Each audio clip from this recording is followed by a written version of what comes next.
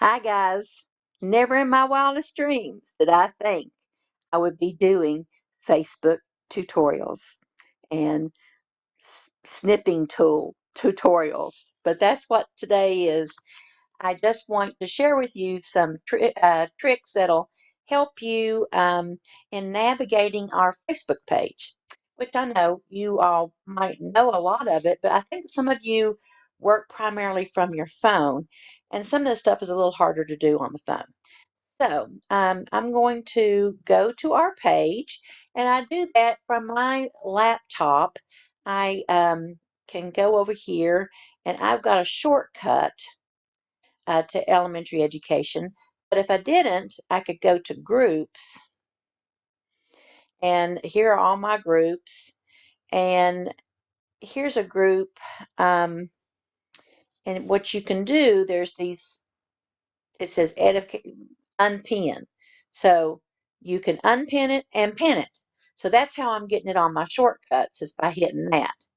So this one is pinned. Let's find one that's not pinned. Well, I think most of my good ones are pinned. Oh, wait a minute. Here's one. This is an old one. So let me unpin this one. Okay. And let me pin this one.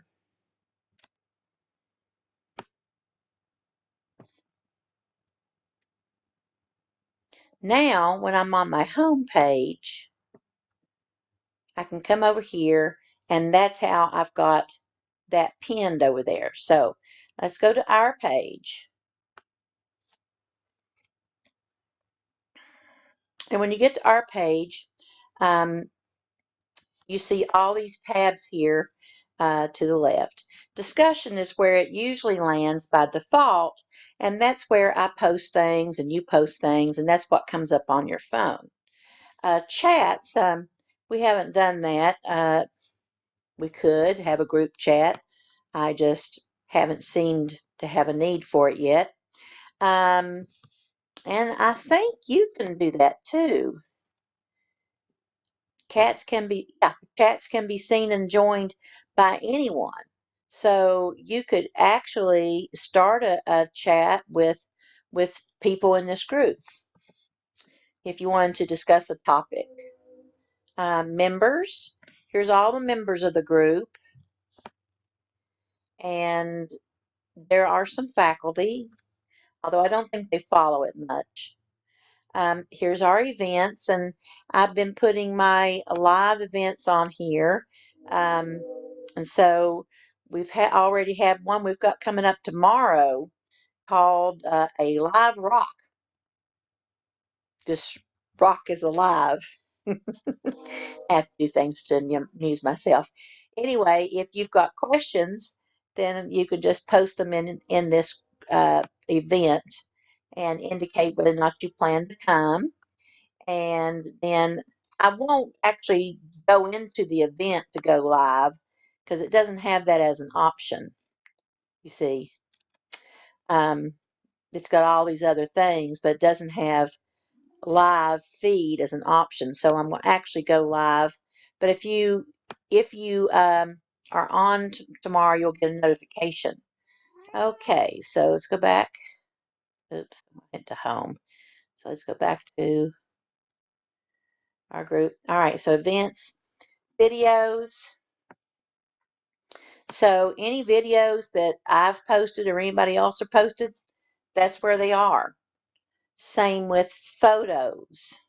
So I post photos of some of the students have been posting their great projects, and if I get a smart spell, I might put some of these in an album, or I might get a tuition scholar to do that next semester, or GA or somebody.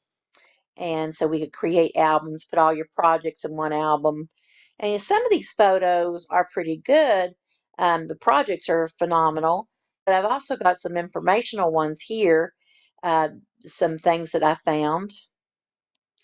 And one of the things I'm going to show you today is how to come up with these photos, because you know how I think a lot of you know how to do screenshots on your phone, but you're not quite so sure about how to do screenshots on your laptop. So, sorry, I'm having trouble Xing out there. Okay, so files. So many of you have loaded your checklists. You'll see that's where they are. Isn't that great? Aren't those cool? And group insights. I think this is just for me as the administrator. I'm not sure. But you can see, the activity of the group. We have 60 members. And so, and then moderate group. And this gives me, some options of what I can do to, for posting and that sort of thing. All right. So, like I said, new one on me to give people a tutorial on how to use a Facebook group. But I am administrator of a lot of them, and so I just thought I'd give you a little heads up on how to do it. Your phones are going to be different, and it's I can't show everybody how to do it on their phones because first of all, I don't know how to videotape that from a phone. I know how to do this, but I don't know how to do that from a phone. Okay, now there was something I wanted to show you today, and it's a cool little thing. So I'm going to go to a PowerPoint. I'm going to find a PowerPoint in my Dropbox. Let's see here. It doesn't matter what it is. Let's go to this one. And let's go to this one. And let's say that I've found a PowerPoint online and I really love it. I think it's awesome. It's got a lot of great stuff. And I see something that I'm just dying to use, but I don't know how to use it and to insert it. So let's say you wanted to use this. Well, you could, of course, save the whole PowerPoint.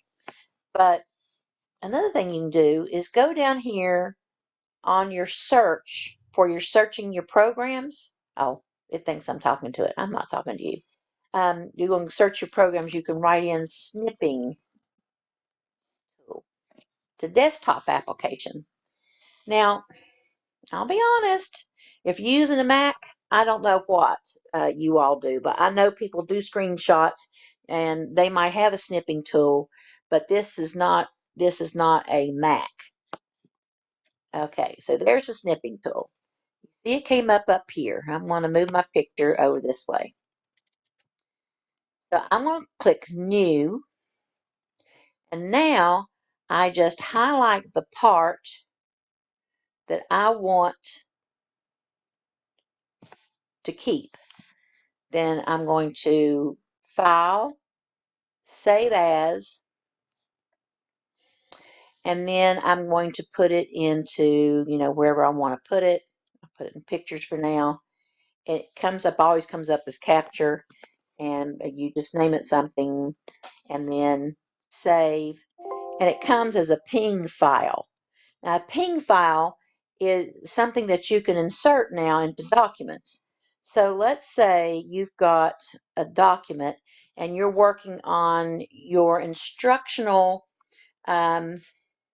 materials and you've got worksheets. Well, you could put all of your worksheets, just page by page, but a lot of y'all, in elementary, your worksheets are a great big sheet of paper for like 5 little things. And instead of doing that, you could use your snipping tool to cut a picture of them. And then you go over here on your Word and go Insert, Picture, then find your picture, which was Capture, and insert it. And I want you to notice that I can come here and I can shrink and I can make big. So if you had a bunch of worksheets that you wanted to put in your instructional materials, then voila, there you go. And then you can still, type underneath it, anything you want to do. So that's an idea of how to use the snipping tool to get images that you want, because you can't, I know you're not going to take a picture of everything. And so let's say, for instance, that um, you want to show the the cover of your book that your students are reading. Well, you don't actually have to go take a picture of the cover of the book. You can go find the cover of the book in a picture online, pulling up, use your snipping tool to create a ping, and then just insert the ping. So just to show you again, I use my snipping tool to find something to snip. Hmm, let's see. Let's snip. Oh, you all should recognize this. I say, oh, I love this. I want to show this as one of my instructional things that I use. So come here. And of course, if I was smart, I'd have the snipping tool pinned at the bottom, but I haven't done that because sometimes I'm lazy, worthless, and good for nothing. Let me blank out of here first. Get the snipping tool. So click New.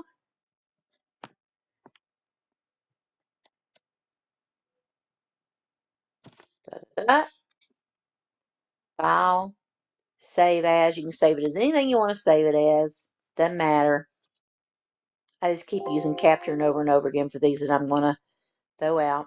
And now I can pull up my document that I'm trying to get ready for Miss Rock. Where is that? There it is. And insert, picture,